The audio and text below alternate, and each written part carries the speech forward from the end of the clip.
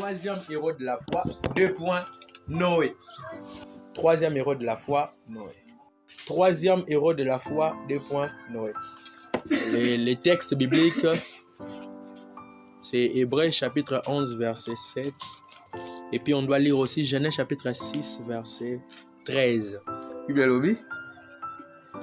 C'est par la foi que Noé, divinement averti des choses qu'on ne voyait pas encore et saisi d'une crainte respectueuse, construisit une arche pour sauver sa famille. C'est par elle. On parle de la foi. C'est par la foi, on va dire par elle. C'est par elle qu'il condamna le monde et devint héritier de la justice qui s'obtient par la foi. On lit Genèse chapitre 6, verset 13. Genèse chapitre 6, verset 13. Alors Dieu dit à Noé, la fin de toute chose, de toute chair est arrêtée par devers moi. Car ils ont rempli la terre de violence. Voici, je vais les détruire avec la terre. Amen. Ok. On retourne. On est en train de nous parler le nom de notre troisième héros parce que la Bible veut que nous soyons des héros dans la foi, dans ces temps que nous sommes. C'est ça réellement, être une plante semée dans les champs de Dieu. La Bible nous parle d'une vie de héros de la foi. C'est que ces héros de l'Ancien Testament ont fait que Dieu a témoigné dans le livre des Hébreux.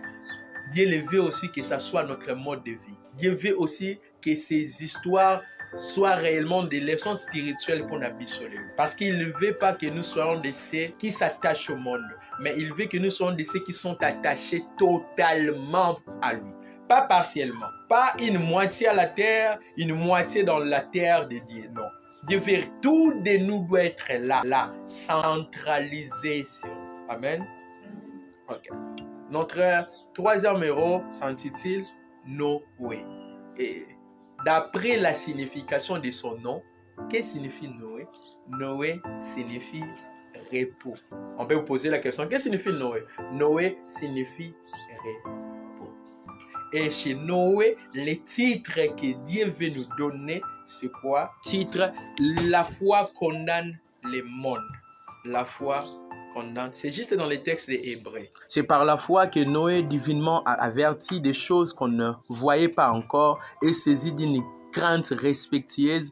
Pourquoi? Et il a construit une arche pour sauver sa famille. La foi doit condamner le monde.